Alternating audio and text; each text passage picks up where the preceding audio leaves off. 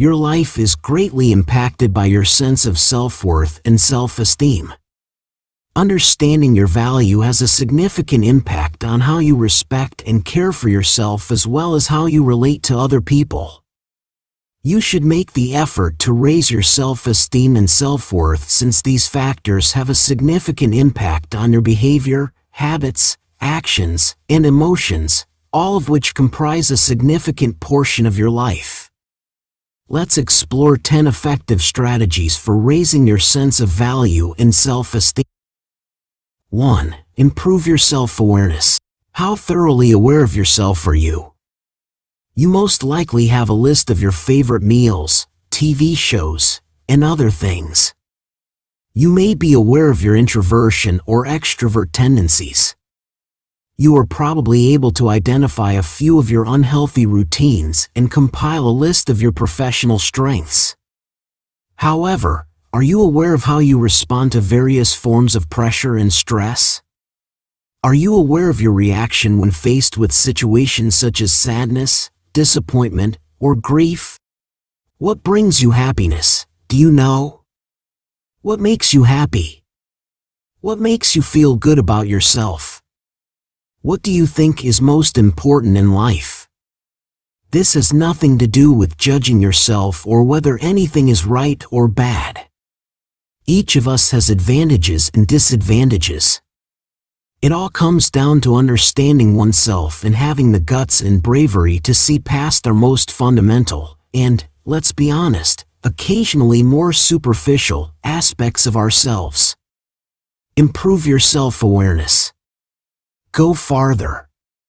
Gaining a deeper understanding of who you are might make you feel more valuable and confident in yourself.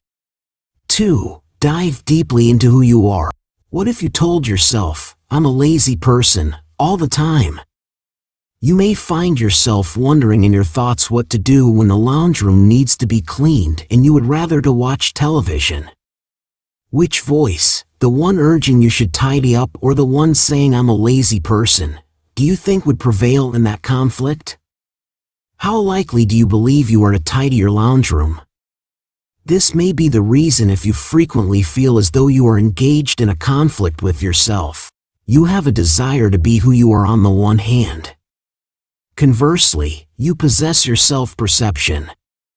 You'll note that I stated who you believe you are rather than who you are. The likelihood is that you will act in accordance with your self-perception. Your identity or self-image will guide your actions. 3. Pardon yourself if you feel unworthy. Holding on to the moments when we felt unworthy of ourselves is one of the things that might prevent us from really accepting our value. One instance of this is when you put up with your partner's poor conduct or stayed in a toxic relationship for an extended period of time because you didn't want to be alone.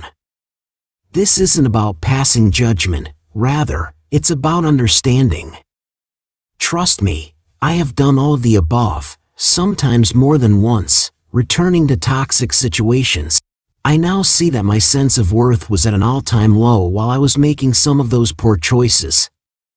At the time, it felt very, very true to me that I was staying with someone because I loved them.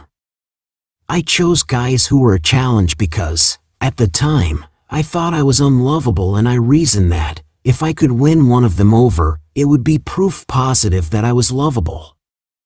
False. It demonstrated that, even though I was unaware of it at the time, I needed to improve my sense of value in myself. I'm sorry to myself for my previous thoughts and behaviors. I've moved past my mistakes and learned from them.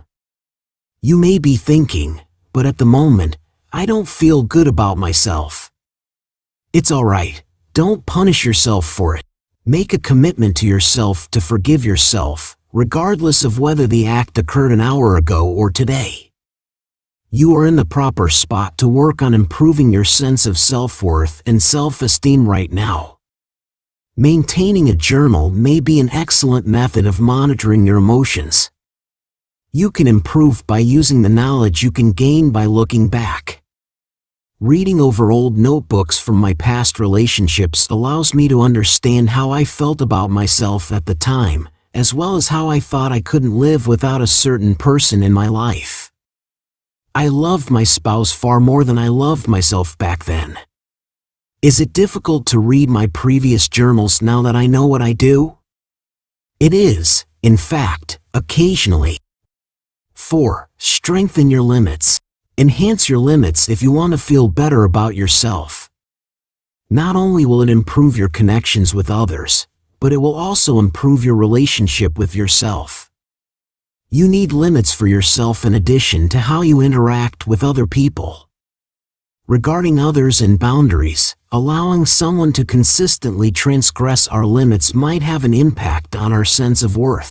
More importantly, because we are not expressing our needs to others, when we fail to stand up for ourselves and set boundaries in the first place, it can have a detrimental effect on our self-esteem. We don't want to feel helpless, which is the reverse of recognizing our value, thus we need to communicate our requirements. 5. Show greater empathy and encouragement.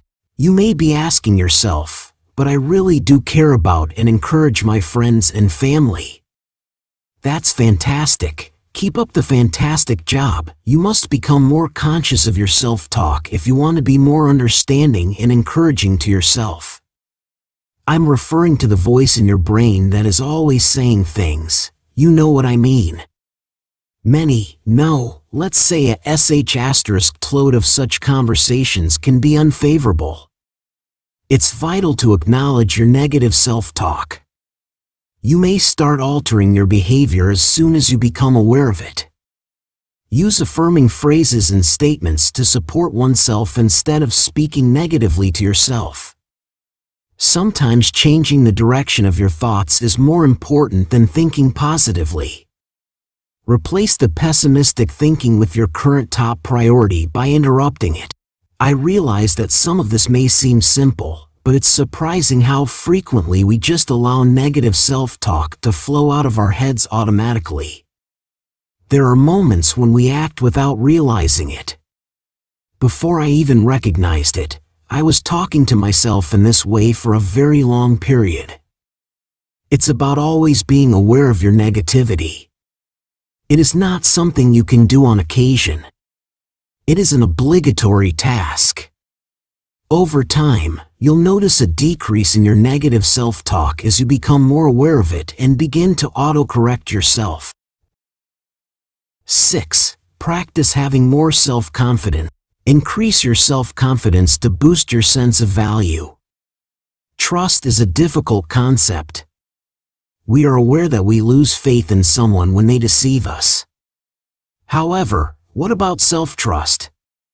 Self-confidence and self-worth are mostly derived from believing in oneself to follow through on commitments. It has to do with honoring the commitments you make to yourself. Everyone has experienced the disappointment of someone making a commitment and then breaking it. Nevertheless, we constantly harm ourselves in this way. We frequently fail to keep the promises we make to ourselves, but do they really matter that much? A sense of disappointment in ourselves arises when we don't believe we can keep our promises, even the most fundamental ones. How then can we stop lying to ourselves? First of all, be truthful about your true plans. If you know deep down that you have no intention of performing any of the above, don't deceive yourself into believing you will. Choose your priorities and focus on them. Second, restore your self-confidence by being devoted and consistent with yourself. Reduce the amount of lies you tell yourself, increase your self-confidence, and boost your self-worth. 7. Separate your value from your looks. This is significant. It's challenging, but it's really crucial. Too much of our self-worth is frequently derived on how we look. We feel deserving of affection and attention when we look well. Too much weight gain lowers our sense of value in ourselves. We feel inadequate and unsightly when we have terrible skin. I can speak from experience here, having spent too much of my 20s and 30s worrying about my appearance. I had low self-esteem and was preoccupied with how I looked. I'm not suggesting you shouldn't pay attention to your appearance. To put it another way, no matter how attractive you may appear on the outside, it won't make up for poor self-worth or, worse, self-hatred. For this reason, you must also pay attention to your sense of self-worth. If you despise your appearance, you will constantly feel unattractive. When you don't love who you are, you make poor decisions, self-sabotage, and feel uneasy. Being in my 50s has made me far less concerned about appearance. My priorities are self-worth and health. The fact is, I have more self-worth and self-love now than I have ever had, even if my appearance is aging quickly. Never. My appearance no longer determines my value. Would I like to get rid of some of these wrinkles and drop some weight? Yes. However, my exterior does not represent who I am. Not even near it. There is an entirely other part of me that is infinitely lovely, imaginative, caring, supporting, and fantastic that has nothing to do with my appearance. I'm hoping this acceptance is also available to you. I'm hoping you've already located it. I respect you regardless of where you are in your process of accepting who you are. 8. Increase the amount of self-worth exercises you do when facing a challenging period. A challenging period in our lives can have a negative impact on our sense of self-worth and self-esteem. Both getting fired and splitting up with a love relationship may be depressing. Whenever our sense of value is damaged, it usually happens just when we most need it.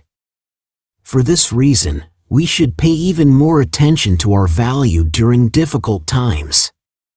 Make some preparations if you are aware that a certain difficulty is ahead of you. If it will help, plan additional downtime or get-togethers with pals. Simple steps like getting adequate sleep or ordering healthy meal delivery from a home delivery service might suffice. It helps to read inspirational books or blogs. Regretfully, we often indulge in our vices more while we are going through a tough period. More often than I'd like to admit, I was guilty of this myself when I was younger and some guy crushed my heart by dumped me. At the time, going out on the town with my pals sounded like a great plan, but in the end, it just made everything worse. I discovered the hard way that avoiding our grief is never an option. It is something we must all eventually face and process. You either address it right now or it will eventually catch up with you and usually get worse. 9. Recognize the partnership between self-esteem and self-improvement. People often find it difficult to reconcile their strong sense of self-worth with their desire to grow as individuals. It is okay to desire to better and make changes in your life, but it is also okay to love and accept who you are right now. You may begin working on improving your self-esteem before you've attained a specific goal. Self-help and self-improvement can complement one another. More importantly, it's the most effective method to do it. Possessing a strong feeling of self-worth and high self-esteem makes you more receptive to chances and more determined to put in the effort necessary to better yourself. 10. Recognize the significance of continuing maintenance. This entire knowing your value and personal growth thing is a continuous process. You don't just finish reading a book or a blog article after finishing it. Self-worth and personal development are eternally sorted. Never again will your self-worth falter. Please understand that reading books and blogs may have a significant influence on you, which is fantastic. I'm appreciative of the books and information I've read that have changed my life. However, the methods, approaches, and procedures I used to apply that knowledge are what really altered my life. In the end, making any kind of improvement, whether it be in your relationships, economics, or health, requires action. A targeted activity, not just any old action. Activity that is dedicated, steady, and focused. Finding methods to add some fun and excitement to this personal development material is helpful. Keep a diary to document your development and progress. Remember that moment when you overcame a significant challenge and grinned. Take pride in the work you have accomplished. Realizing your value originates from inside. I prefer to think of it as your central being, your inner light shining brilliantly within. Your very own source of power, beautiful and abundant, that sustains you and helps you believe in yourself during difficult times. Even on the days that seem hopeless and lonely, it is still there, shining brightly. The secret to personal development and self-worth is being able to replenish that supply when necessary.